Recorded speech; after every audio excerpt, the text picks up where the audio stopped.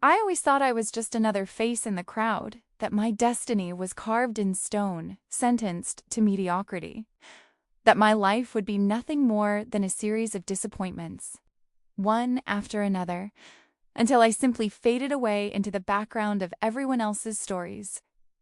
I had accepted it, that crushing weight of insignificance.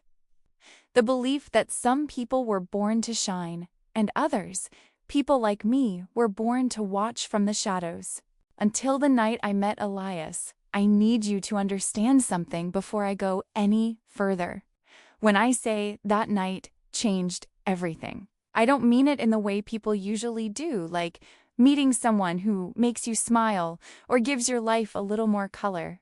No, that night, standing in the rain with nothing left to lose, I met someone who would show me that everything I thought I knew about myself, about the world, about what was possible, all of it was a lie. But I'm getting ahead of myself. Let me take you back to the beginning, to the person I was before Elias, before the power, before I became the guardian of the night. I was nobody. That's not self-pity talking, it's just the truth. I had no family, no real friends, no place to call home. I'd been drifting for so long that I'd forgotten what it felt like to belong anywhere. The city was cold, indifferent, a concrete jungle that swallowed people like me whole and never bothered to spit us back out. My childhood, what little I remember of it, was a series of temporary places, foster homes where I was just another mouth to feed, group homes where I learned to make myself invisible to avoid trouble. The occasional kind family who tried but eventually gave up on the difficult, quiet girl who never quite fit in. By the time I aged out of the system at 18, I'd already learned the most important lesson life had to teach me. Don't expect anything from anyone, because you'll only be disappointed. I tried, though. God, I tried. I worked whatever jobs I could get, waitressing, retail, cleaning offices at night. I rented tiny rooms and shared apartments with strangers who never learned my name. I told myself that if I just kept pushing, kept working, eventually things would get better. Eventually I'd find my place. But the city is expensive, and jobs for people without education or connections don't pay enough to survive. I was always one disaster away from losing everything. And then, predictably, that disaster came. First, I got sick, just a bad flu, nothing serious. But enough that I missed a week of work at the convenience store where I'd been employed for 6 months. When I came back, my manager told me they'd found someone more reliable. Just like that, I was unemployed. The rent was due. I had nothing saved. How could I, when every penny went to keeping myself fed and housed? My roommates, 2 girls who barely acknowledged my existence, told me I had a week to come up with my share, or I was out. I tried to find another job. I really did. I filled out applications, went to interviews, smiled until my face hurt. But there were always younger, prettier, more qualified people competing for the same positions. And the longer I went without work, the more desperate I looked, the less anyone wanted to take a chance on me. I lasted 3 more weeks before I couldn't make rent. My roommates changed the locks while I was out looking for work. Everything I owned, which wasn't much, was in garbage bags outside the door. They didn't even have the courtesy to tell me to my face. That's how I ended up on the streets. It happens faster than you'd think, that slide from barely making it to having nothing at all. One day, you have a room and a job. And the next, you're carrying everything you own in plastic bags, looking for a place to sleep that won't get you arrested or attacked. I tried the shelters first, but they were always full. There were so many of us, all competing for the same limited spots, the same resources. I learned quickly that I wasn't tough enough, wasn't aggressive enough to fight for my place. So I found myself sleeping in alleys, under bridges, anywhere that offered some protection from the elements. That particular night, I remember the rain. God, the rain was relentless, like the sky itself was trying to wash away every trace of me. I was huddled under a broken awning in some forgotten alley, my clothes soaked through, my stomach hollow with hunger. I'd lost count of how many days I'd been on the streets, maybe 3 weeks, maybe 4. Time had stopped meaning anything. I was so tired. Not just physically tired, though my body ached from sleeping on concrete and never getting enough food. I was tired in my soul, exhausted from the constant struggle just to exist. Every day was a battle: find food, find water, find somewhere safe to rest, avoid the predators who saw homeless women as easy targets. And for what? What was I fighting for? Just to do it all again tomorrow? I remember thinking about just giving up, not in any dramatic way, but in the quiet, defeated way that people do when they've run out of fight. I was so cold, so hungry, so utterly alone. It would be easy, I thought, to just close my eyes and stop trying. To let the cold and the hunger and the exhaustion take me. No one would notice. No one would care. I'd just be another nameless body that the city would sweep away and forget. The rain pounded harder, turning the alley into a shallow stream. Water soaked through my shoes, my only pair, already falling apart, and I felt my body start to shake uncontrollably. Hypothermia, some distant part of my brain supplied. This was how it ended. Alone in an alley, too weak to even stand. Forgotten before I'd even stopped breathing. That's when I felt it. A presence. A shift in the air that made every hair on the back of my neck stand up. It was like the temperature dropped another 10 degrees, but not in a bad way. In a way that felt intentional, controlled, powerful. I looked up, and there he was, Elias. Even now, trying to describe that first moment I saw him feels impossible. He stood at the mouth of the alley, perfectly still. And the strangest thing was happening. The rain was pouring down all around him, but not a single drop touched him. It was like he existed in a bubble of stillness, untouched by the storm that was trying to drown me. He was tall, easily over 6 feet, with a presence that seemed to fill the entire alley despite his stillness. He wore a long, dark coat that looked like it cost more than I'd earned in my entire life, perfectly tailored, not a wrinkle despite the weather. His hair was dark, styled in a way that managed to look both modern and timeless. But it was his face that trapped me. Beautiful in a way that didn't seem quite human. All sharp angles and perfect symmetry, skin so pale it almost seemed to glow in the darkness. And his eyes. God, his eyes. Even from where I sat shivering in the rain, I could see them, dark, bottomless, ancient. Eyes that had seen things I couldn't even imagine, that held depths of pain and loneliness and secrets that could fill libraries. Eyes that looked at me not with pity or disgust, but with recognition. Like he knew me, like he'd been looking for me. I tried to speak, to ask who he was or what he wanted, but my teeth were chattering too hard. My body had started to shut down, I realized distantly. I was dying, right there in that alley, and this impossibly beautiful stranger was just watching. But then he moved.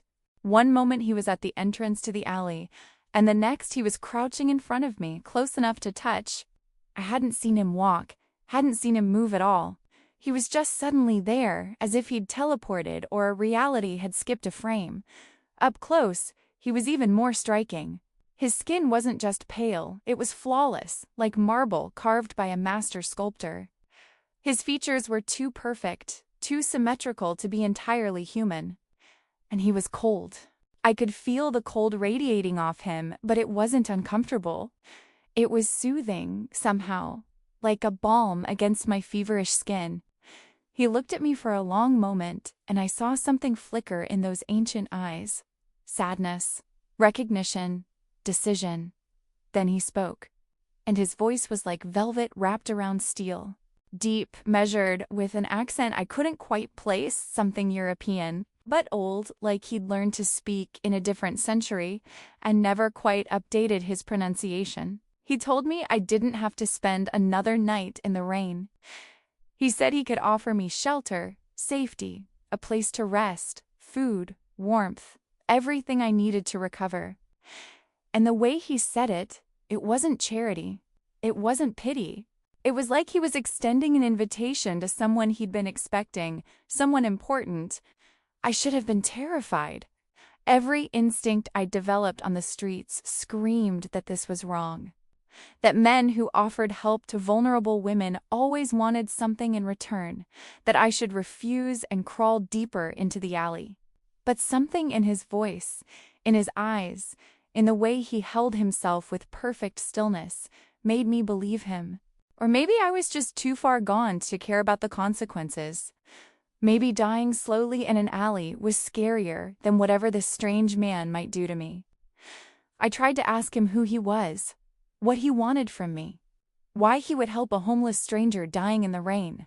But my voice came out as barely a whisper, and I'm not sure he heard the words over the storm, but he seemed to understand anyway. He smiled then, just slightly, and it was the saddest smile I'd ever seen. Like he knew exactly what I was thinking, all my fears and doubts and desperate hope, and it reminded him of something painful. He told me his name was Elias. He said that what he wanted was simply to help, that he understood what it meant to be lost, to be alone, to feel like the world had turned its back on you. He said he'd felt that way for longer than I could imagine, and he'd learned that sometimes the only thing that made existence bearable was helping someone else avoid the same fate. I didn't know then that he'd been alive for over 400 years, that he'd watched everyone he'd ever cared about grow old and die while he remained unchanged, that he'd been alone for so long that loneliness had become as much a part of him as his need for blood. I didn't know that he was a vampire, an ancient creature that most people thought only existed in stories. All I knew was that when he offered me his hand, pale and perfect and impossibly cold, I took it. His grip was gentle but firm, and when he pulled me to my feet, I realized I had no strength left. My legs buckled immediately, and I would have fallen if he hadn't caught me. He lifted me with no apparent effort, one arm under my knees and the other supporting my back, cradling me against his chest like I weighed nothing. I should have protested, should have insisted I could walk, but I couldn't even hold my head up anymore. So I let myself be carried, let myself rest my cheek against his cold chest, and listened to the silence where his heartbeat should have been. He carried me out of the alley, and the last thing I remembered before unconsciousness took me was the feeling of rising, of moving impossibly fast, of the city lights blurring around us like we were flying. Then darkness, and for the first time in weeks, I wasn't afraid of it. I woke up in heaven, or at least what I imagined heaven might be like. Soft. Everything was so soft. I was lying on something that felt like clouds, wrapped in warmth that seeped into my bones and made me want to cry with relief. For a moment, I kept my eyes closed, convinced that if I opened them, I'd find myself back in the alley, that this was just a dream my dying brain had created to comfort me in my final moments. But I could smell something soup, I realized. Rich, savory, the kind of smell that makes your stomach clench with hunger. And I could hear something too classical music playing softly from somewhere nearby, gentle, melancholic, beautiful. I opened my eyes. The room was stunning. High ceilings with ornate molding, walls painted a soft cream color that caught the warm light from elegant lamps. The bed I was lying in was enormous, with a thick duvet and what felt like a dozen pillows. Everything was tasteful, expensive in a way that whispered rather than shouted. Dark wood furniture, plush carpet, heavy curtains that blocked out what must be sunlight, though the room was so well lit by lamps that I hadn't noticed the lack of natural light. I sat up slowly, my body protesting every movement. I was clean, I realized with shock. Someone had bathed me, changed my clothes. I was wearing soft cotton pajamas that smelled like lavender and felt like silk against my skin. My hair was clean and brushed. Even my nails, which had been broken and dirty, were neat and clean. On the nightstand beside the bed was a tray with a bowl of soup still steaming, a glass of water, and some bread. My stomach growled so loudly it hurt. I reached for the soup with shaking hands and took a sip. It was perfect, not too hot, rich with vegetables and chicken, seasoned just right. I started crying as I ate, unable to stop myself. When was the last time I'd had a real meal? When was the last time anyone had cared enough to make sure I was fed? I was halfway through the bowl when I heard a soft knock on the door. Before I could respond, it opened, and Elias stepped into the room. In the lamplight, he was even more striking than he'd been in the alley. He'd changed clothes, now wearing dark slacks and a crisp white shirt with the sleeves rolled up, revealing forearms that looked like they were carved from marble. His dark hair was perfect, not a strand out of place. And those eyes, they watched me with an intensity that should have been frightening, but somehow wasn't. He asked me how I was feeling. His voice was different than I remembered, more gentle, though still carrying that ancient quality that made me think of old books and forgotten languages. I told him that he would leave. He would take everyone who was still conscious, and he would leave this city. If he or his alliance ever came near my family again, if they ever threatened the people I loved, I would find them. And next time, I wouldn't show mercy. Next time, I'd let the power do what it wanted to do to those who threatened innocence. He nodded frantically, unable to speak with light wrapping around his throat. I released him, and he ran, stumbled over debris and fallen bodies and his own feet in his desperation to escape. The others followed. Those who could still move grabbed the unconscious ones and fled, streaming out through the broken doors and windows like water finally released from a dam. And then it was over. The light began to fade, the power draining back into me. I felt it settle back into that warm space in my chest, content now, satisfied that its purpose had been fulfilled. My legs buckled, all the strength going out of me at once. Elias caught me before I could hit the ground. His arms wrapped around me, cool and solid and safe. He held me close and I could hear him whispering in English. In languages I didn't recognize, a stream of reassurances and praise and love. I'd done it. I'd protected them. My family was safe. The children came running then, Marcus leading them, ignoring my orders to stay in their room. They'd heard the silence, knew the fight was over, and they needed to see with their own eyes that we were okay. They surrounded Usilias, still holding me barely able to stand. James crashed into my legs, wrapping his small arms around me and sobbing.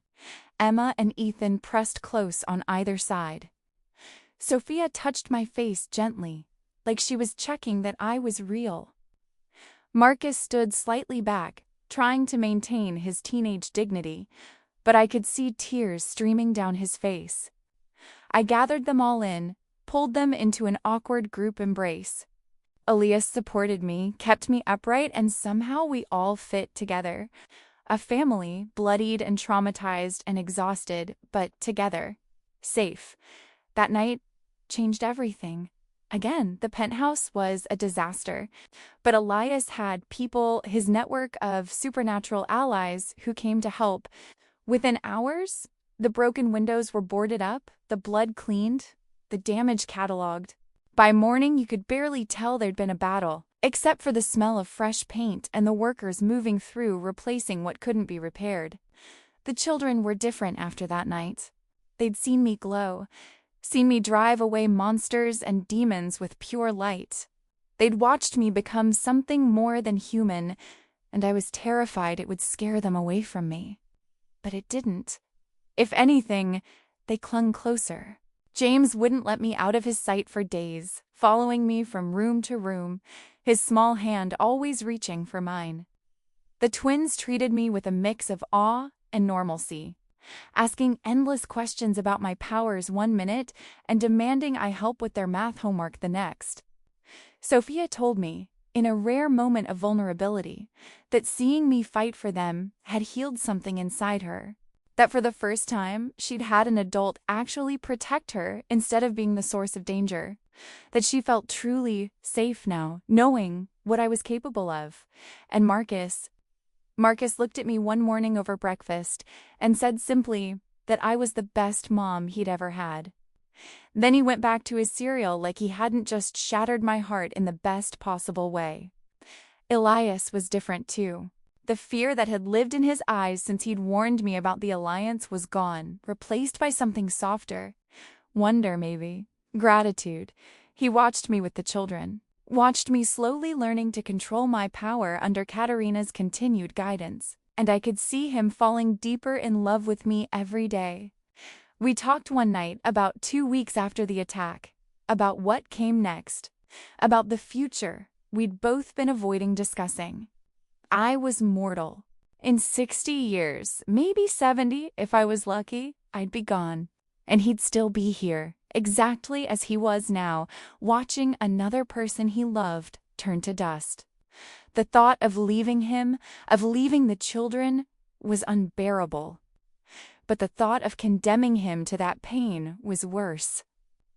I asked him, hesitantly, if he would turn me, make me like him, give us eternity together instead of just these few short decades. He was quiet for a long time. Then he told me he'd thought about it.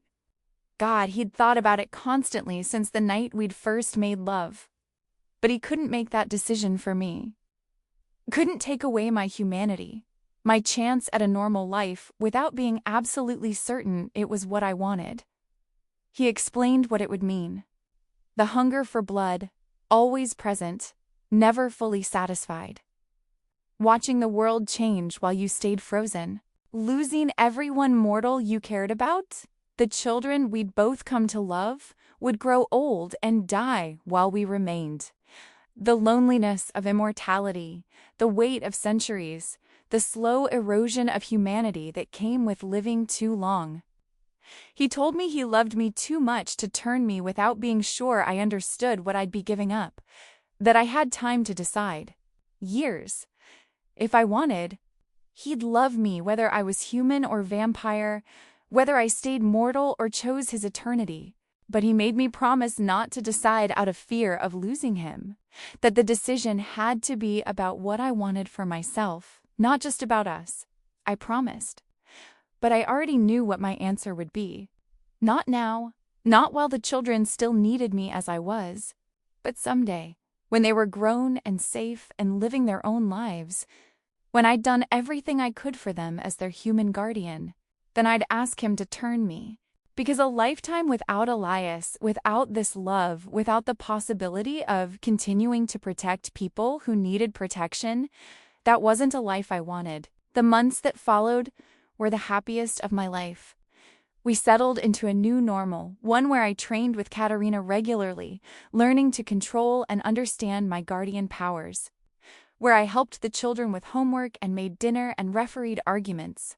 Where Elias and I would sit together late at night, talking about everything and nothing, planning a future that stretched beyond my mortal years. Word spread through the supernatural community about what had happened. About the guardian who'd awakened, who'd driven back an entire Alliance attack force. Elias got calls from old allies, from neutral parties, from people who wanted to make sure they were on the right side if there was ever another conflict. The Alliance never came back. We heard through Ilias's network that they'd fractured after that night. The leader discredited, their ambitions crushed by a single woman who'd chosen love over fear. I became something of a legend, apparently. The guardian of the night, some called me. The woman who'd awakened ancient power through sheer force of will and maternal love. Supernatural creatures came from across the country to meet me, to verify I was real, to seek my protection or my blessing. It was overwhelming, surreal. I was still just the woman who'd been dying in an alley less than a year ago. Still learning how to be part of a family, still figuring out who I was supposed to be. But I had purpose now. I had people who depended on me. I had children who called me mama and sis and guardian angel. I had a man who'd lived for 400 years who looked at me like I was his entire world. I had a home. Marcus graduated middle school that spring. He'd gone from a street kid to an honor student, already talking about college, about becoming a lawyer to help kids like he'd been. Watching him walk across that stage to get his diploma, seeing the pride and hope in his eyes, I cried harder than I'd ever cried. Sophia was thriving too. She'd started writing stories and poems that she'd share with me shyly, asking if they were any good. They were more than good. They were profound, full of pain and healing and hope. She talked about becoming a therapist someday, helping other girls who'd survived what she'd survived. The twins were just pure joy, loud and energetic and full of life, bouncing back from trauma with the resilience of children who finally felt safe. They wanted to be everything, astronauts and artists and athletes, sometimes all at once. And James, my sweet James, who still had nightmares sometimes, who still called me Mama without guilt now, who was slowly learning that he could be happy and loved and safe. He drew me pictures constantly, always the same scene, over and over with slight variations. Our family, 6 of us in the penthouse and me always glowing, always protecting them. I put every single one on the refrigerator. 1 year after the attack, Elias threw a party, not for the anniversary of that terrifying night, but for what he called our family day. 1 year since I'd first discovered the children, since I'd truly become part of this impossible family. He invited Katerina and the witches who'd trained me, some of his oldest vampire friends, allies from the supernatural community who'd helped protect us. The penthouse was full of life and laughter and warmth. At one point, I stood on the balcony, looking out over the city lights, and Elias came to stand beside me.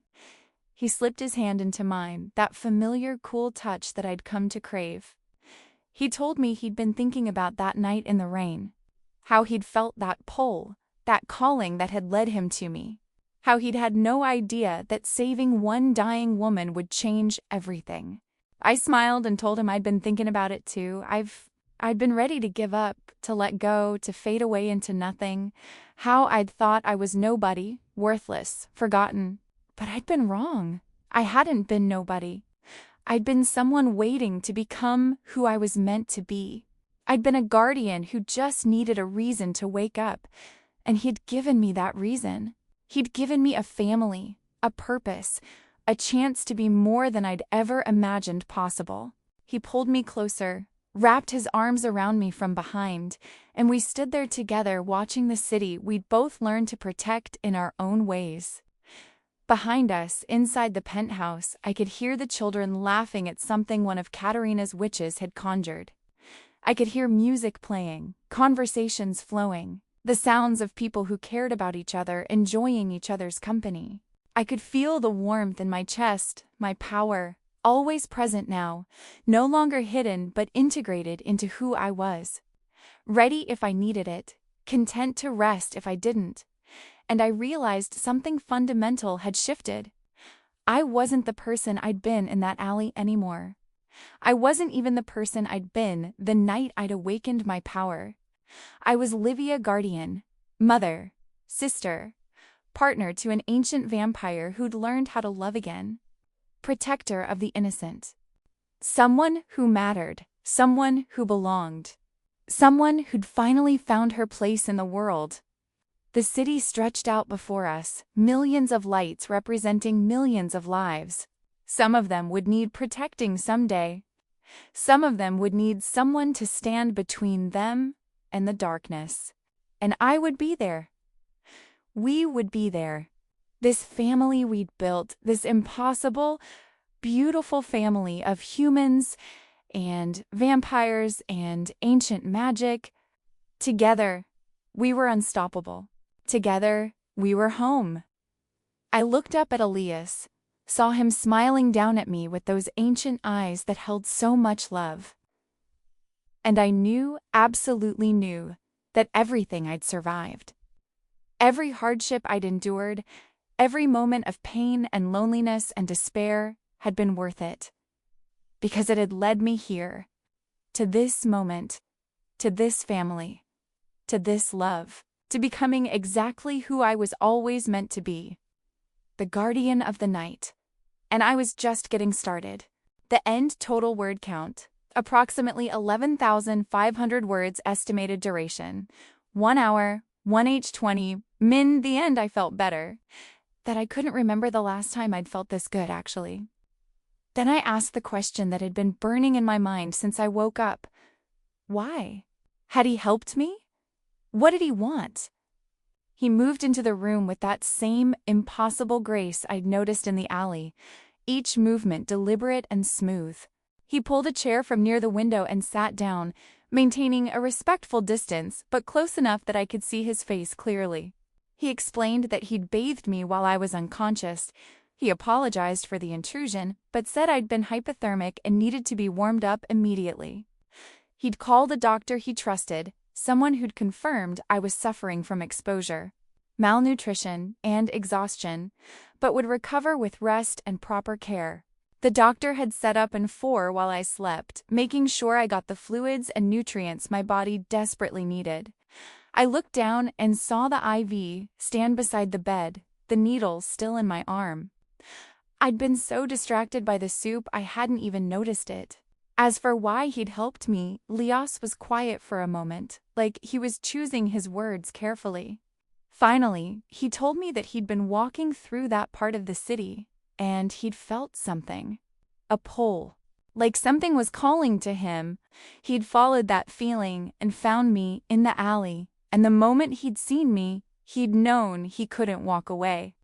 He said there was something about me, something he couldn't quite explain. A light, he called it. Something ancient and powerful sleeping inside me, waiting to wake. He'd felt drawn to it, to me, in a way he hadn't felt drawn to anything in a very long time. I didn't understand what he meant. I was nobody, nothing special. Just another homeless woman who'd lost everything. What light could possibly exist in someone like me? But Elias shook his head. He told me that sometimes the most powerful things are hidden in the places no one thinks to look. That sometimes people carry gifts inside them that they don't discover until the moment they're needed most. I wanted to believe him. God, I wanted to believe that there was something special about me, something that made me worth saving.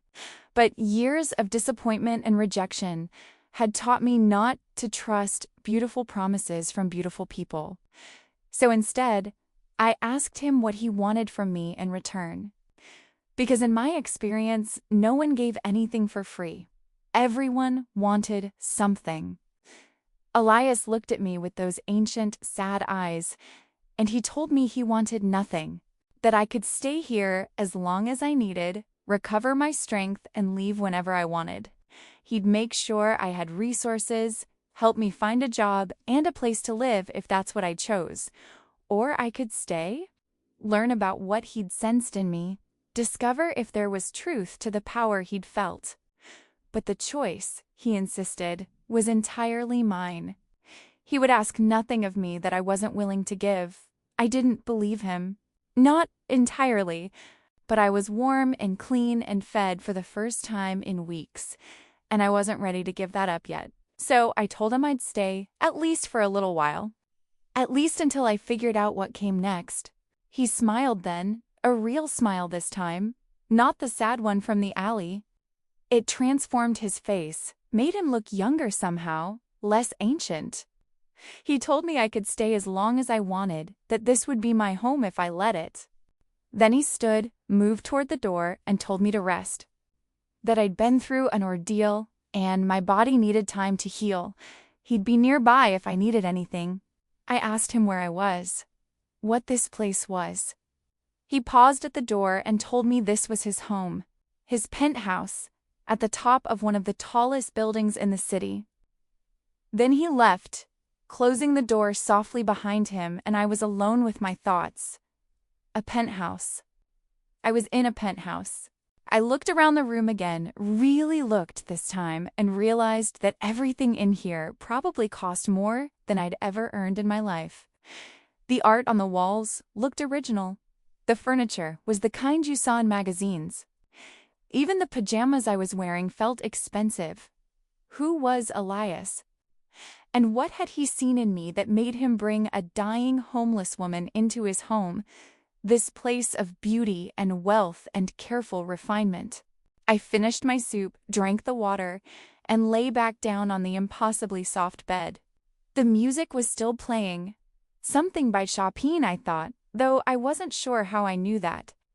The room was warm and safe and perfect. And for the first time in longer than I could remember, I let myself hope that maybe, just maybe, things were about to change. Those first few days were strange, surreal, like I was living in someone else's life. I'd wake up each morning, or what I thought was morning, since the heavy curtains kept the room in perpetual twilight, to find fresh clothes laid out for me. Beautiful clothes that fit perfectly, comfortable, and well-made. I never saw who brought them. There was always food waiting in the kitchen when I emerged from my room. The penthouse was enormous, all open spaces and floor-to-ceiling windows that looked out over the city.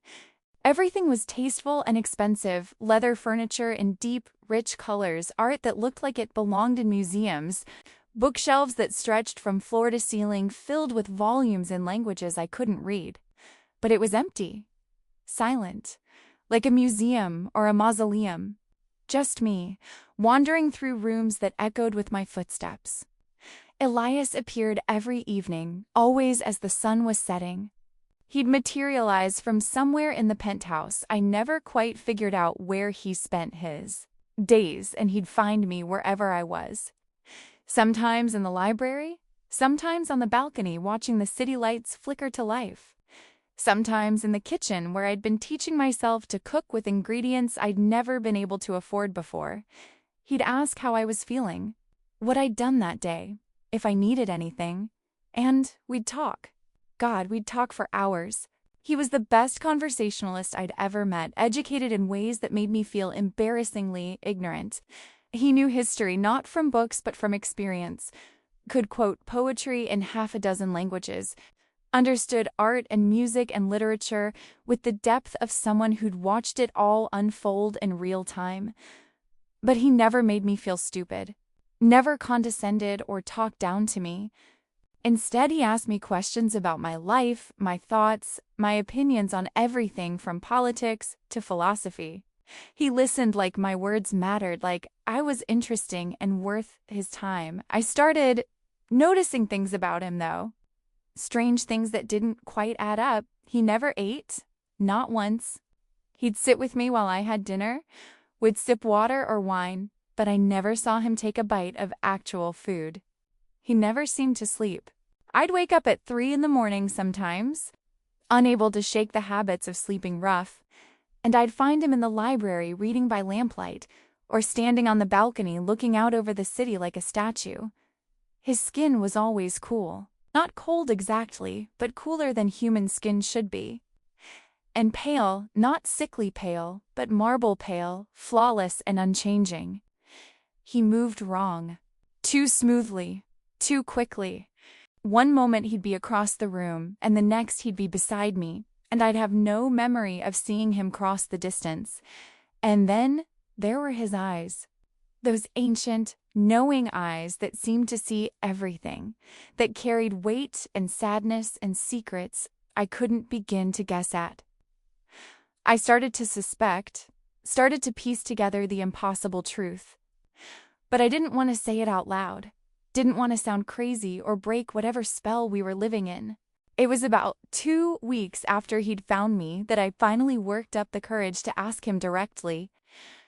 We were in his study, a room I'd come to love, filled with books and comfortable chairs, and the smell of old paper. He spent most of his evenings there, reading things that looked older than most countries. I'd been curled up in one of the chairs with a novel he'd recommended, but I couldn't focus on the words anymore. I set the book down and looked at him. Really looked at him, at the way the lamplight seemed to slide off his skin rather than illuminate it. At the perfect stillness of his chest, no rise and fall of breathing. At the way his eyes were fixed on his book with an intensity that suggested he was reading more than just words. I asked him what he was, not who, but what. He didn't look up immediately. His eyes continued scanning the page he was on, finishing whatever passage he'd been reading. Then, very slowly, he closed the books, some leather-bound tome with text in what looked like Latin, set it aside.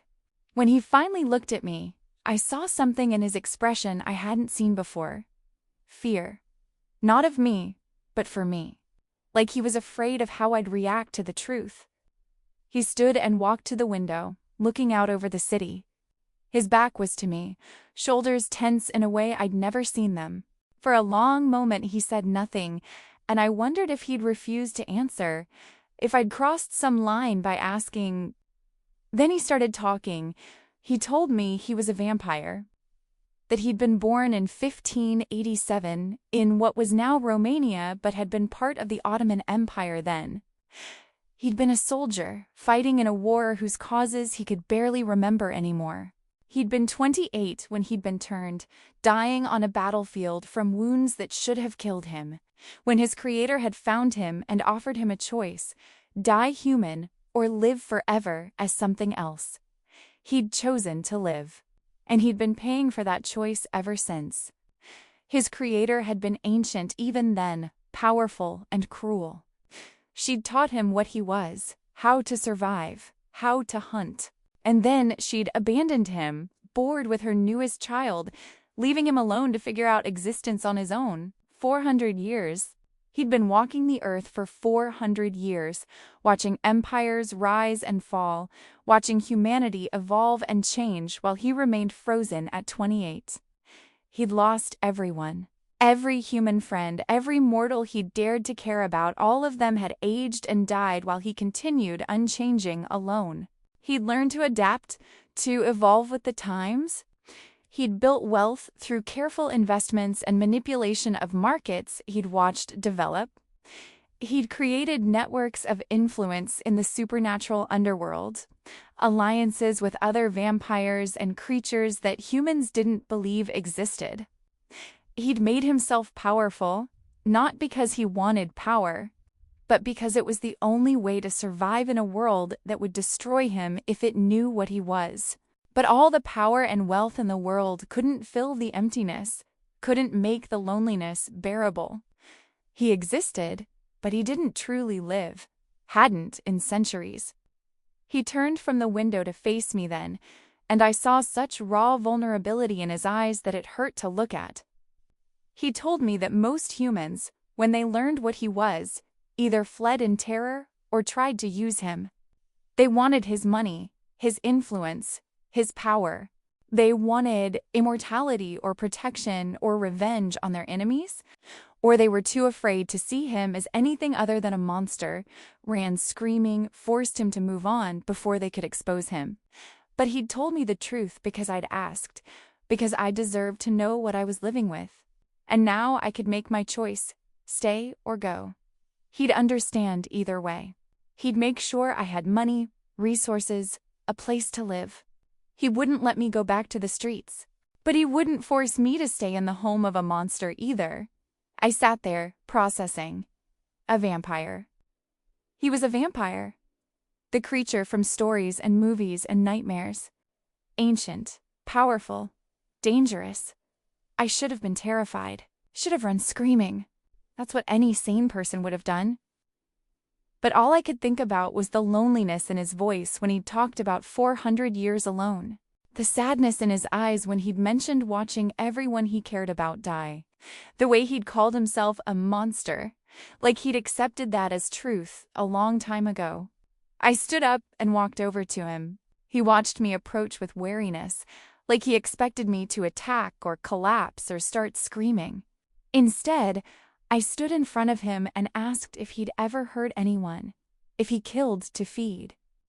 He told me honestly that yes, in the beginning, he had, when he was young and newly turned and hadn't understood control. But that had been centuries ago. Now he fed from blood banks, used his money and connections to get what he needed without hurting anyone.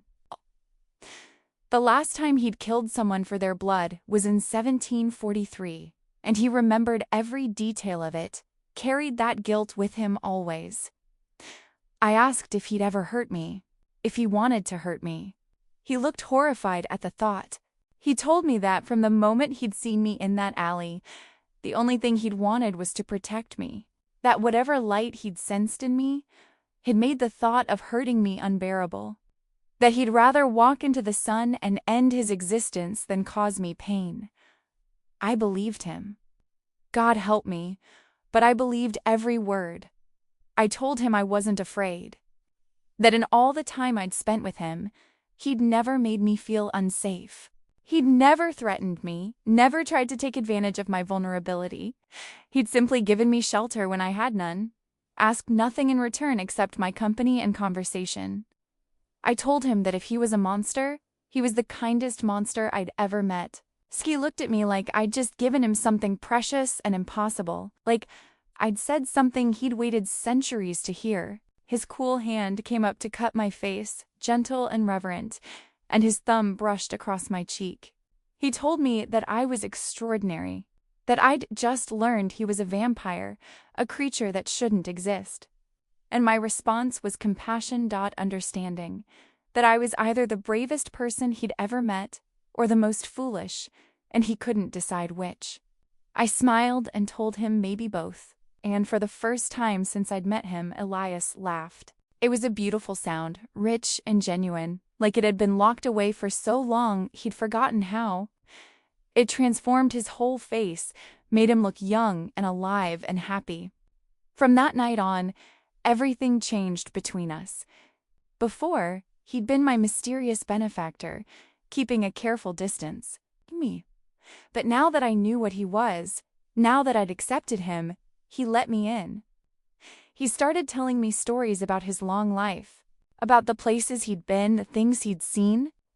He told me about the French Revolution, which he'd watched from the shadows, about the world wars, which had shown him just how monstrous humans could be without any supernatural help, about the small moments of beauty and kindness he'd witnessed across centuries, the things that had kept him from giving up entirely.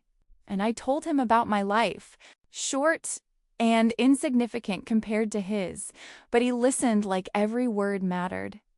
I told him about the foster homes and the loneliness, about the jobs I'd lost and the dreams I'd given up, about the feeling of invisibility, of being just another face in the crowd that no one would remember. He told me he'd remember, that I was already unforgettable. I was falling in love with him, I realized.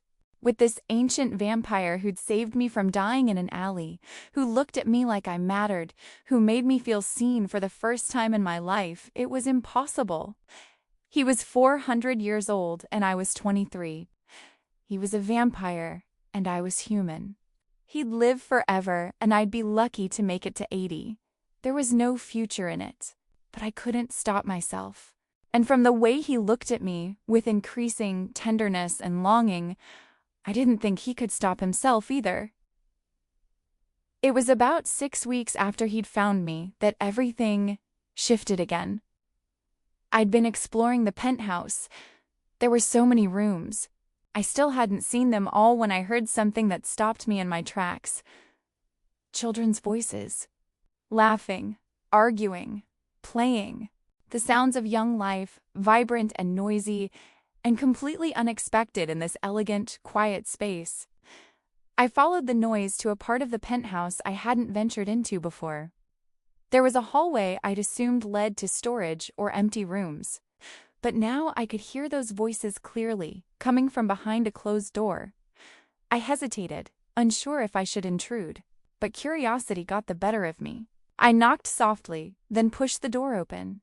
The room beyond was enormously the size of my old apartment and completely different from the rest of Penthouse. Where everything else was elegant and refined, this space was warm and lived in. There were toys scattered across the floor, books piled on tables, artwork covering the walls at child height, a comfortable couch, beanbags, a TV with a gaming console hooked up, windows with curtains drawn back to let in the sunlight. The first real sunlight I'd seen since arriving here. And there they were. 5 children, ranging in age from what looked like 6 or 7 to early teens, sprawled across the floor playing some kind of board game. They were so engrossed they didn't notice me at first. Then the oldest, A girl with dark skin, sharp eyes, and her hair pulled back in intricate braids, looked up.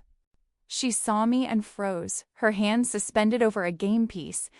The other children followed her gaze, and suddenly all 5 of them were staring at me with various expressions of surprise and suspicion. The oldest girl stood up slowly. She was tall for her age, maybe 14, with the kind of posture that suggested she was used to being in charge. She asked who I was, her voice cautious but not afraid. Before I could answer, I felt Elias appear behind me. I was getting used to that now, the way he could move silently, materialize where he hadn't been a moment before. His hand rested gently on my shoulder, reassuring. He told the children that I was staying with him, that I was safe and they didn't need to worry. Then he introduced me by name, explained that I'd be living here for a while.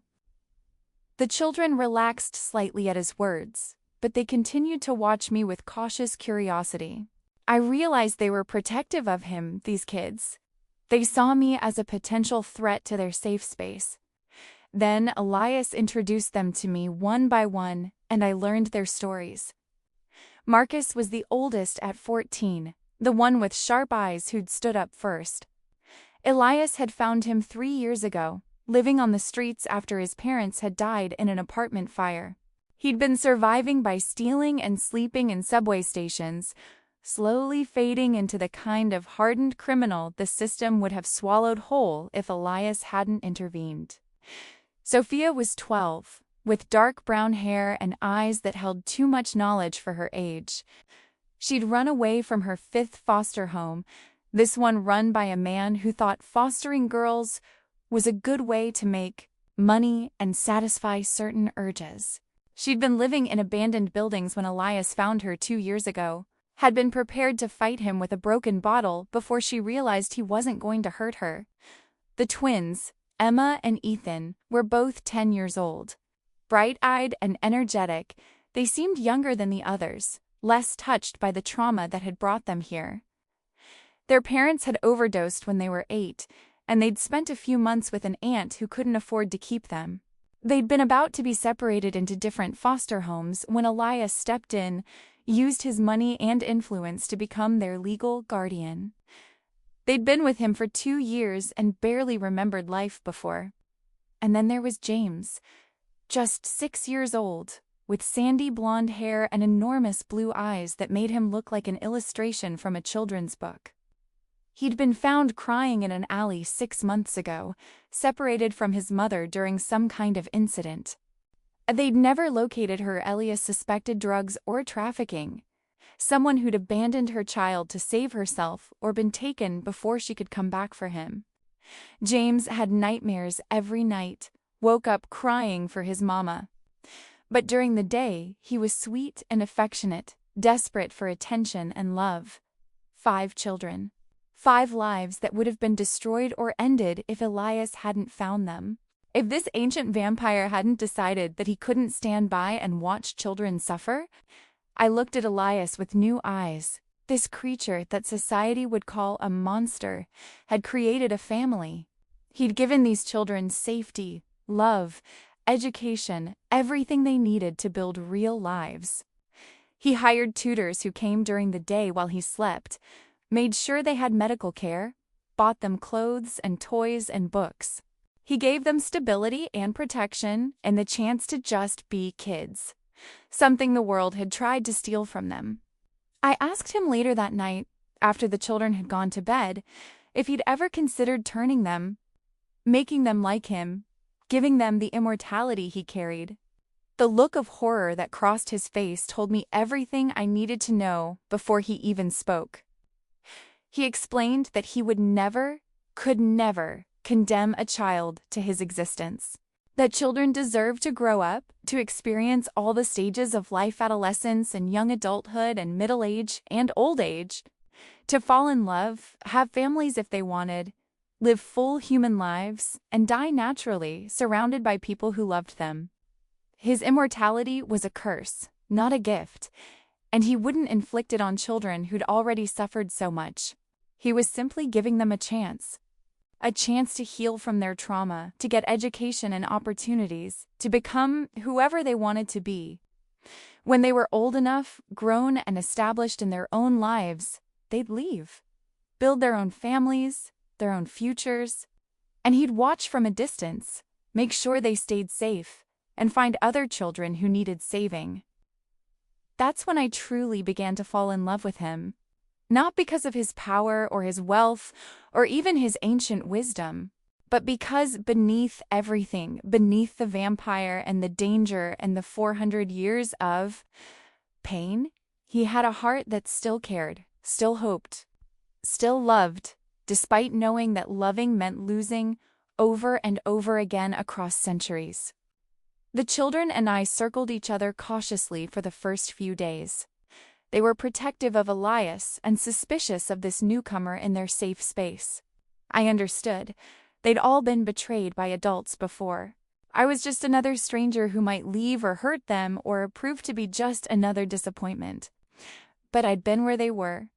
I knew what it felt like to be unwanted, to be shuffled from place to place, to have adults fail you over and over. So I didn't push. I just existed in their space. Let them come to me when they were ready. Marcus was the first to crack. I found him in the library one afternoon, struggling with geometry homework. I'd always been good at math, one of the few subjects that had made sense to me in my chaotic education, so I offered to help.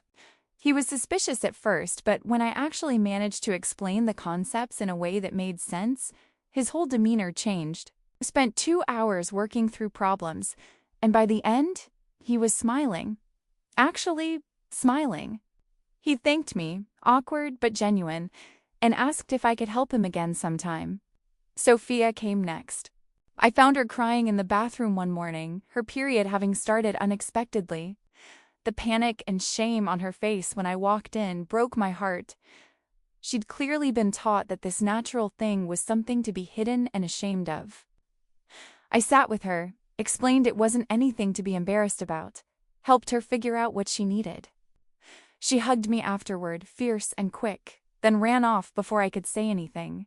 The twins adopted me with the sudden enthusiasm only 10-year-olds can manage. One day, they barely acknowledged my existence. The next, they were dragging me into their games, insisting I play with them, asking me endless questions about everything and nothing. Emma decided I was going to be her new best friend and Sophia's new big sister. Ethan informed me solemnly that I made the best hot chocolate he'd ever had. I'd made it exactly once, and therefore, I was officially cool. And James, sweet, traumatized little James, who had nightmares every night and still looked for his mama in every woman's face. He watched me for weeks, cautious and hesitant, before finally approaching me one evening while I was reading on the couch.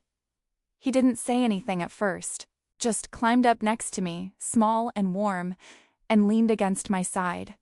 I froze, afraid to move and scare him off. Then, very quietly, he asked if I could read to him. I picked a book from the pile on the coffee table, something with dragons and knights, and started reading. He curled closer, his little hand gripping my shirt, and within 10 minutes he was asleep against me, breathing soft and even. When Elias found us like that an hour later, the look on his face was something I'd never seen before. Wonder, tenderness, and something deeper, something that made my heart race. After that, James started calling me Mama. Not all of the time, and he'd catch himself and look guilty, like he was betraying his real mother's memory. But it would slip out when he was tired or scared or happy, and every time it did, my heart broke and healed simultaneously. The other children each gave me their own names. Sophia called me her sister. Though she was careful to maintain her independence, she'd been hurt too many times to fully let her guard down. Emma insisted I was their guardian angel, sent to protect them. Ethan just called me by my name, but with a warmth that suggested I'd passed some important test. Marcus, ever the oldest and most cautious, eventually started calling me sis in quiet moments when he thought no one else was listening. I'd never had a family before. Never had people who depended on me, who looked at me with trust and affection, and the kind of love that expected nothing in return. It was terrifying and wonderful and absolutely overwhelming. I found myself settling into routines I never expected.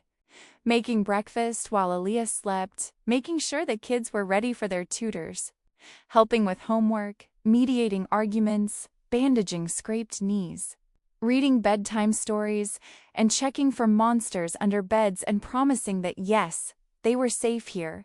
No one was going to take them away. Being needed. Being wanted.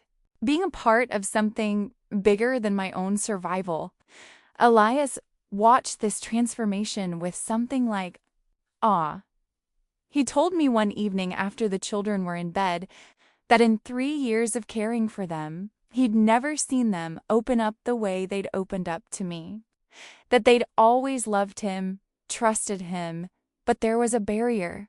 The knowledge of what he was, maybe, or just the reality that he was ancient and powerful and fundamentally different from them. But with me, they could be children. Fully, completely children, with someone who understood what they'd been through, because I'd been through it too. I told him I wasn't doing anything special. I was just being there, being present, being someone they could count on. He pulled me close then, his cool hands cradling my face, and he told me that was exactly what made me special. That consistency, reliability, love without conditions, those were the most powerful things in the world. More powerful than his vampire strength, or his centuries of knowledge, or all his wealth and influence. He kissed me that night. Really kissed me for the first time. Soft and gentle and reverent, like I was something precious that might break. And I kissed him back, pouring all my feelings into it, gratitude and affection, and that growing love I'd been trying to deny. When we broke apart, he rested his forehead against mine and told me he loved me, that he'd been fighting it for months, trying to convince himself it was just protectiveness or concern or anything other than what it truly was. But he couldn't deny it anymore. He loved me. This ancient vampire who'd walked the earth for 400 years, who'd lost everyone he'd ever cared about, who'd accepted loneliness as his eternal companion. He loved me, and I realized, standing there in his arms with the city lights glittering beyond the windows, that I loved him too. Desperately, completely, in a way that terrified me because I knew it was impossible. I was human and mortal and ordinary, and he was ancient and immortal and extraordinary. We had no future. I'd age and die while he remained unchanged, and he'd lose me like he'd lost everyone else.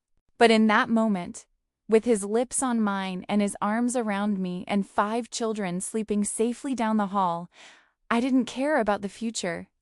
I just wanted this family, this love, this feeling of finally belonging somewhere.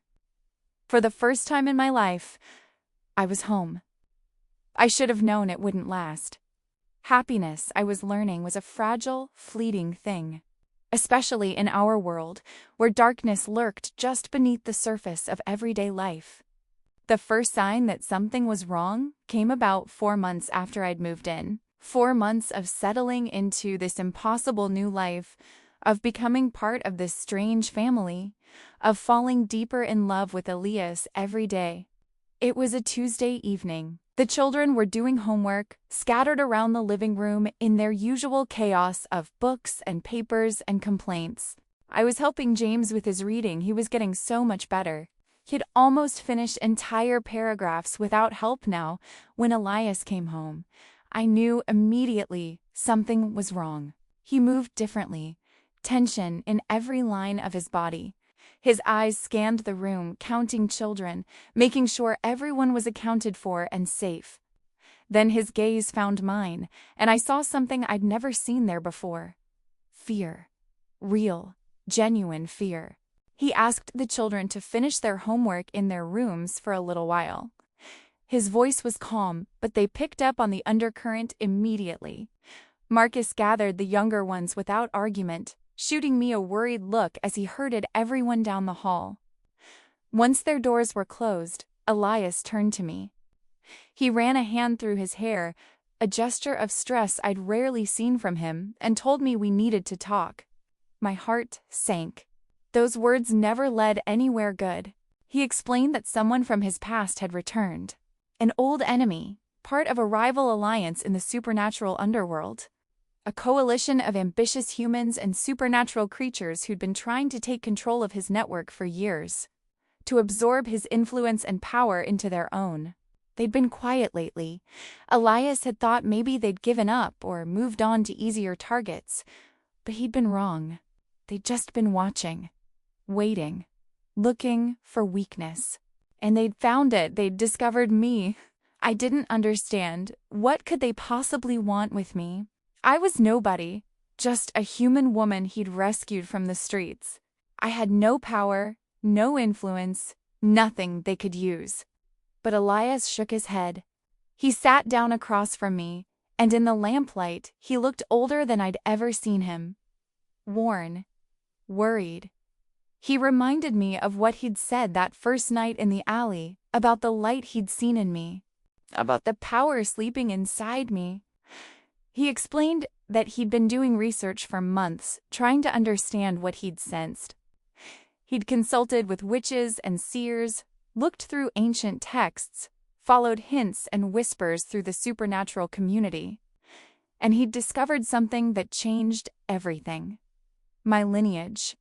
My bloodline. He explained that somewhere in my ancestry, probably generations back, there had been magic, a powerful magic.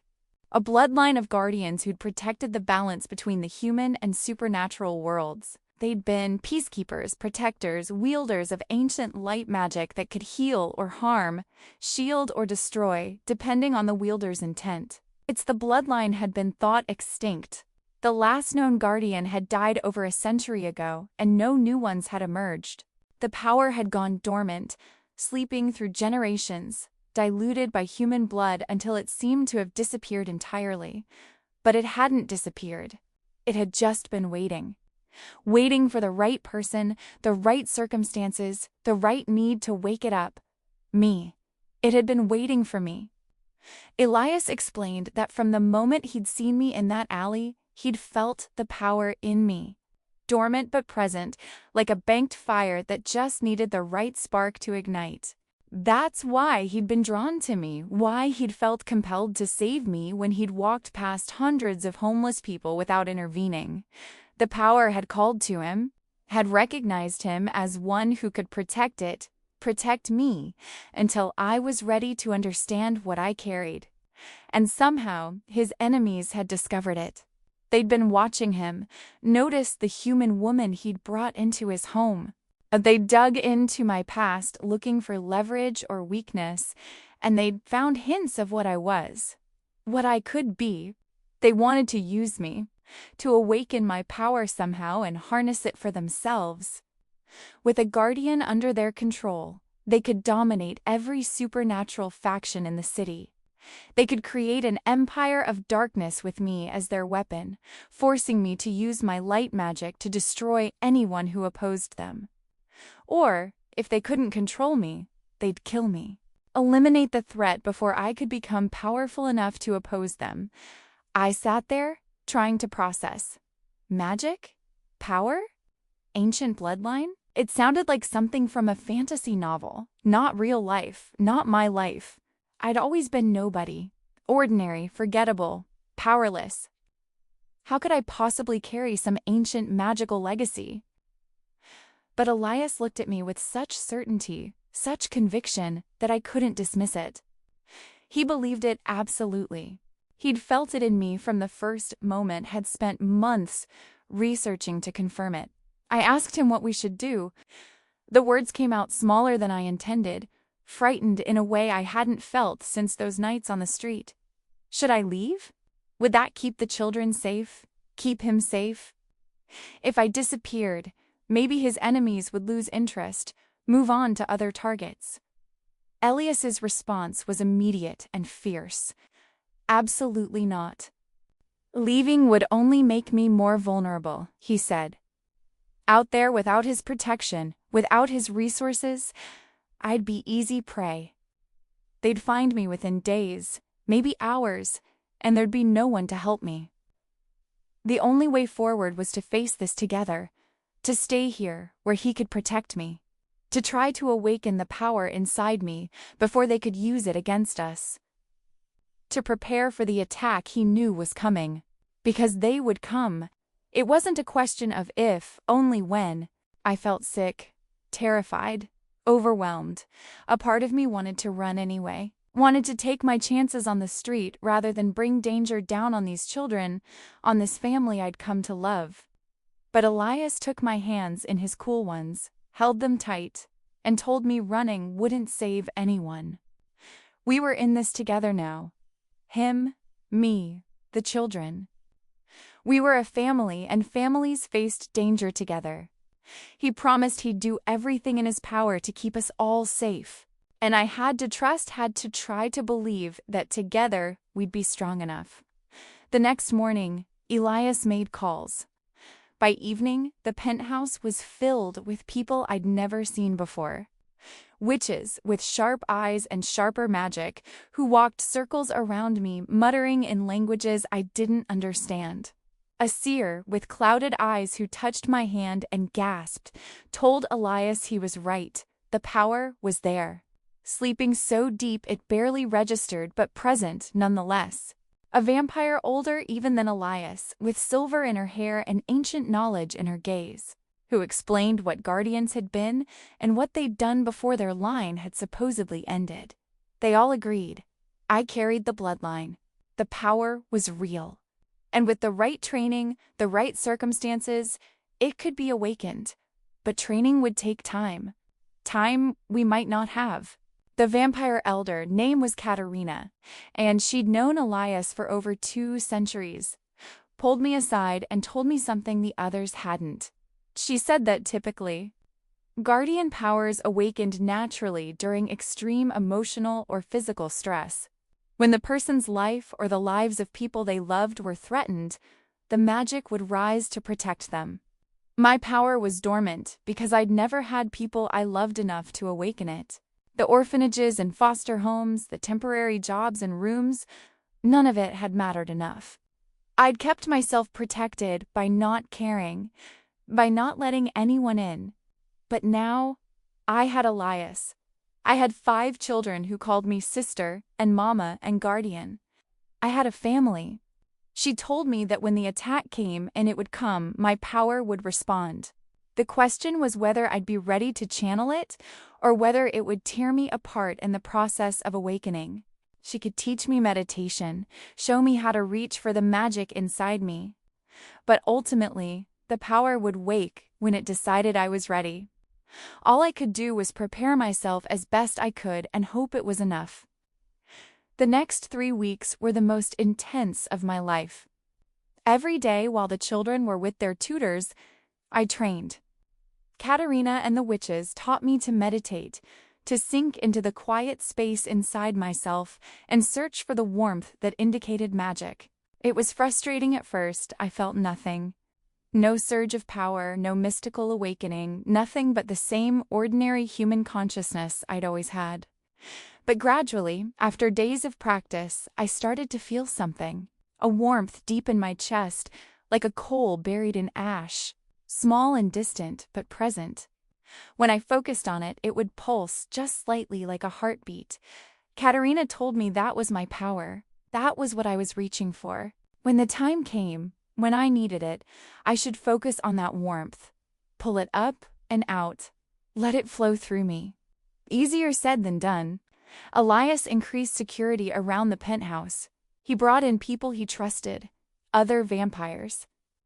Some supernatural creatures I couldn't identify to watch the building, to monitor for threats.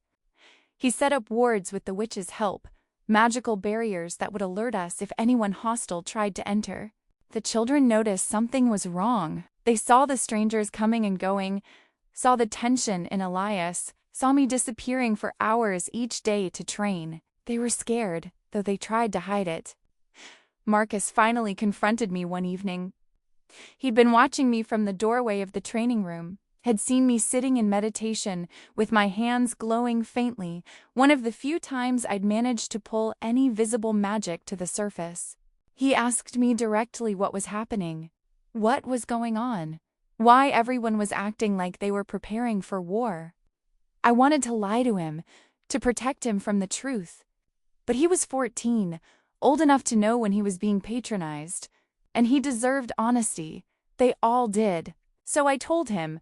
I explained as simply as I could that there were people who wanted to hurt Elias, that they'd discovered I might have some kind of power, that I was trying to learn to use it to protect us all.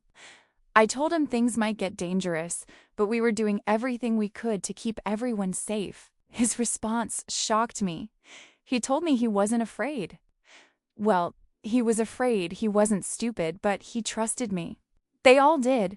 I'd been more of a parent to him in 4 months than anyone had been in his whole life. If I said we'd be okay, then we would be.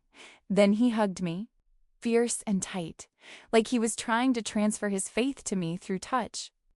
He told me he loved me, called me sis without the usual self-consciousness, and made me promise I wouldn't let anything happen to the little ones. I promised, even though I had no idea if I could keep that promise. But I meant it with every fiber of my being. I would protect these children or die trying. That night, after the kids were finally asleep, I found Elias standing by the window in his study. He looked out over the city like he always did, but his shoulders carried more weight than usual. I went to him, slipped my hand into his. His cool fingers closed around mine immediately, holding tight. He told me he was sorry. Sorry for bringing me into this, for putting me in danger, for changing my life in ways I'd never asked for. He said he should have left me alone that night in the rain, should have let me live whatever life I would have lived without him. It would probably have been a short life, I thought, remembering how close to death I'd been. But I didn't say that. Instead, I told him he was wrong. That meeting him had saved me in ways that had nothing to do with shelter or safety. That before him, I'd been empty, purposeless, slowly dying inside, even before my body started to fail. But now I had a family. I had 5 children who loved me and depended on me. I had him. I told him I didn't regret any of it. Not one single moment. That even if I died tomorrow defending this family, I'd die knowing I'd finally lived. Really, truly lived. He turned to me then, his ancient eyes bright with emotion I'd rarely seen. He cupped my face with both hands, his touch gentle despite the vampire strength I knew he possessed. He told me he loved me, that he'd been fighting it for so long, trying to convince himself it was just protectiveness or concern or anything other than the devastating truth, but he couldn't deny it anymore. He loved me with a depth and intensity that terrified him, because everyone he'd ever loved across his 400-year existence had been taken from him. He said I'd brought light back into his life, not just the literal magic sleeping inside me, but hope, joy, the feeling that existence was worth something more than just survival, that I'd given him a reason to believe in goodness again. And if he lost me now, if his enemies took me away, he didn't think he could survive it. Not really. Not in any way that mattered. I kissed him then, pulling him down to me, pouring everything I felt into that kiss. Love and fear and gratitude and determination. I told him he wouldn't lose me, that we'd face whatever came together, that our family was worth fighting for. We made love that night for the first time. Slow and tender and desperate, like we were trying to memorize each other, to burn this into memory in case it was all we'd have. His cool skin against mine, his centuries of experience making every touch perfect, my very human warmth drawing sounds from him that he probably hadn't made in decades. Afterward, lying in his arms in the darkness, I felt that warmth in my chest pulse stronger than ever, like my power approved, like it was preparing itself for what was coming. The attack came 3 days later. It was the middle of the night, around 2 a.m. The children were all asleep, tucked safely in their beds. Elias and I were in his study, going over security measures one more time, trying to prepare for every possible scenario. That's when we heard it. The sound of shattering glass, coming from multiple directions at once. They'd breached the wards. Somehow, impossibly, they'd gotten through the magical barriers Elias had spent weeks setting up. Elias moved immediately, vampire speed and centuries of battle experience taking over. He told me to get to the children, to get them to the safe room he'd built specifically for this, to protect them no matter what. But we'd barely made it out of the study when they came. Through the windows, the doors, seemingly through the walls themselves. A coordinated assault from every direction at once. Humans armed with weapons I'd never seen before. Guns that fired wooden bullets, crossbows with stakes, things that crackled with electricity designed to incapacitate vampires, and supernatural creatures, demons with scales and claws, shapeshifters that blurred between forms, things I didn't have names for that moved with inhuman grace and hostile intent. So many of them. Too many. Elias fought like something from a nightmare. He moved so fast I could barely track him, tearing through attackers with ruthless efficiency. But for every one he took down, 2 more seemed to appear. They'd prepared for him, brought overwhelming force specifically to counter his speed and strength. And through it all, I heard the one sound that made everything else disappear. Screaming.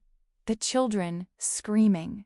They were in their rooms, supposed to be safe behind reinforced doors and additional wards. But I heard James's terrified cries, Emma shouting for help, Marcus yelling for everyone to stay together. Something inside me snapped.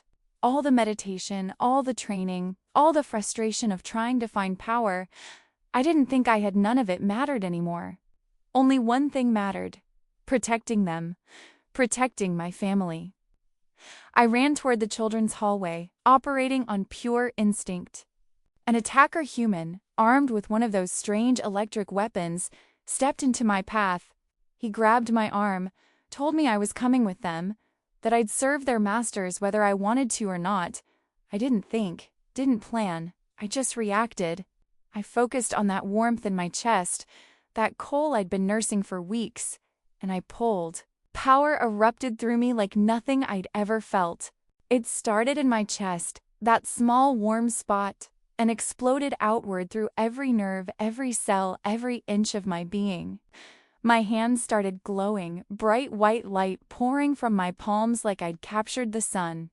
The man holding me screamed and let go, his hands burned where he'd touched my skin.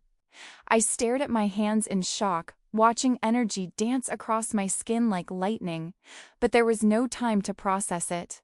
More attackers were coming. The children were still in danger. I let the power flow. It felt natural now, like breathing, like it had been waiting my entire life for permission to wake up. I moved through the penthouse like a force of nature, and everywhere I went, the light followed. It didn't just attack. I could feel its intention, its purpose. It was protection, defense.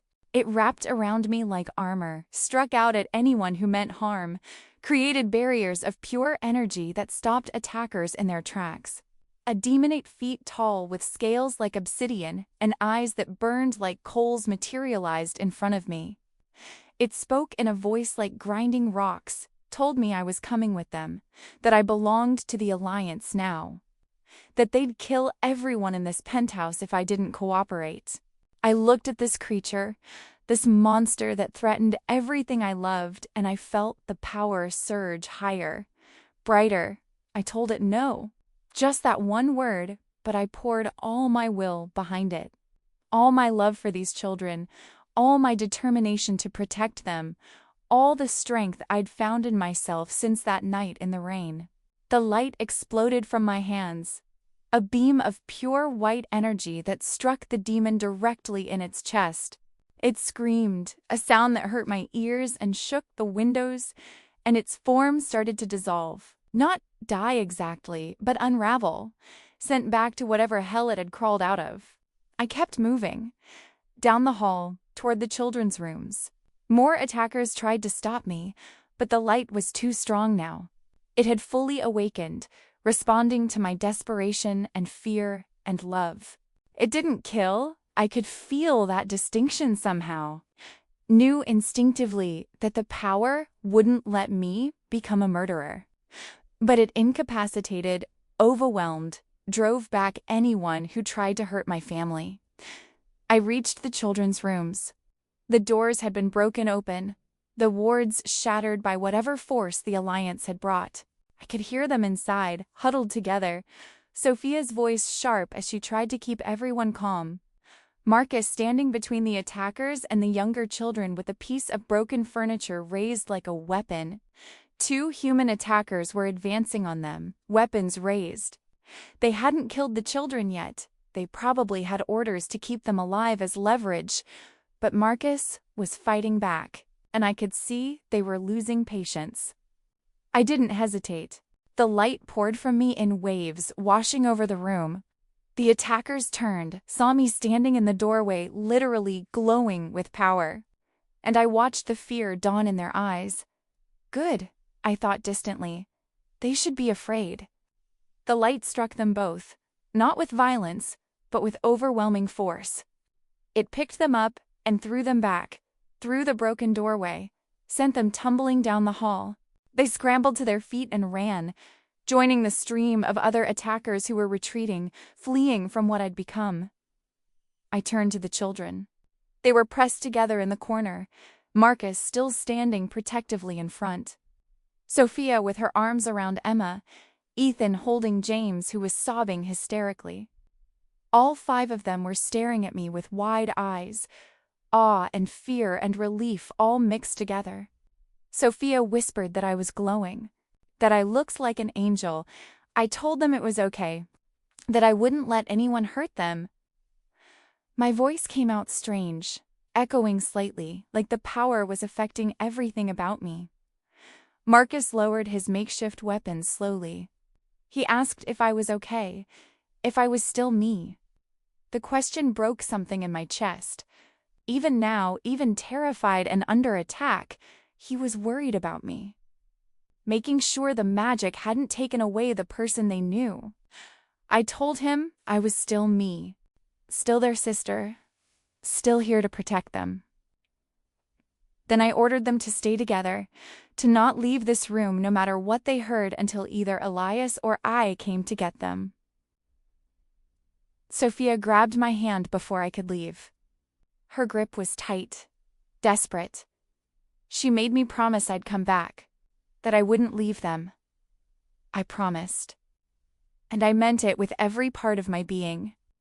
Then I went to find Elias. The main living area was destroyed. Furniture overturned, windows shattered, blood on the walls and floor. But as unconscious or fled, I couldn't tell which, were scattered everywhere.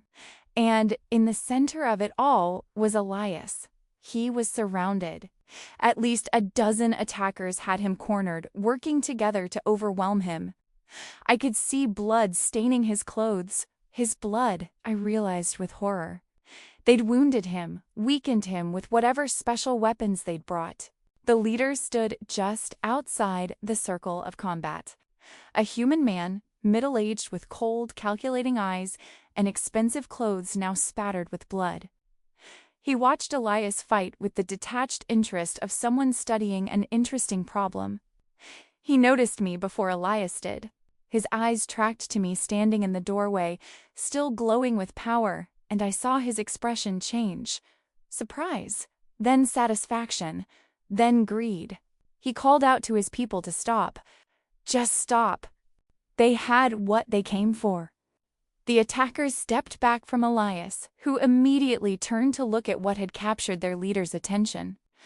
When he saw me, saw the light pouring from my skin, the power I'd finally awakened, His expression went through a dozen emotions in an instant.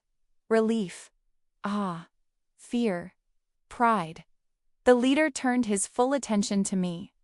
He smiled, cold and cruel, and told me I'd just made their job significantly easier by revealing myself so completely. He explained that they would take me now, use me. They had ways of binding magical creatures, of forcing compliance. They'd drain my power, harness it, use it to control every supernatural faction in the city. With a guardian under their command, no one could oppose them. They'd become the new rulers of the underworld, and if I resisted, if I fought them, they'd start killing. The children first. They knew about the 5 kids hidden in this penthouse, knew how much they meant to me. Then Elias. They'd make me watch while they tore him apart. I felt rage then. Pure, incandescent rage unlike anything I'd ever experienced. This man, this human with his greed and his ambition, thought he could threaten my family? Thought he could use me as a weapon? Thought he could make me hurt the people I loved? I looked at Elias. He was still bleeding, still surrounded, but his eyes found mine across the room. And in that look, I saw everything. Love, trust, a silent message. Whatever I chose to do, he'd support it. He believed in me. I looked past the leader to the children's hall, where I knew 5 young lives were huddled together, terrified, trusting me to keep them safe. Then I looked back at the leader and told him he was wrong. I told him my power wasn't something that could be taken or controlled or used. It wasn't a tool or a weapon or a resource to be exploited. It was protection. It was love. It was the will to stand between the darkness and everyone I cared about, no matter the cost. I told him that he'd made a mistake. He'd threatened the only family I'd ever had. And he'd done it while I was standing here with the power of centuries-dead guardians coursing through my veins. Then I let it all go. Every ounce of power inside me, every spark of light, every bit of magic my ancient bloodline had passed down through generations. I didn't hold back, didn't try to control it. I just opened myself completely and let it flood out. The light exploded from me like a supernova. It filled the room, washing over everyone and everything, so bright I should have been blinded, but somehow I could see perfectly. I could feel every person in its path, could sense their intentions, their hearts. The attackers screamed. The light burned through them, not killing, I wouldn't let it kill, but stripping away their strength, their will to fight, their ability to hurt anyone. The supernatural creatures were banished, sent back to whatever realms they'd come from. The humans collapsed, unconscious or fled in terror. The leader tried to run, but the light caught him. It wrapped around him like chains, held him frozen in place while I walked toward him. I could see the fear in his eyes now, the belated realization that he'd miscalculated badly. I told him that he would leave. He would take everyone who was still conscious, and he would leave this city. If he or his alliance ever came near my family again, if they ever threatened the people I loved, I would find them. And next time, I wouldn't show mercy. Next time, I'd let the power do what it wanted to do to those who threatened innocence.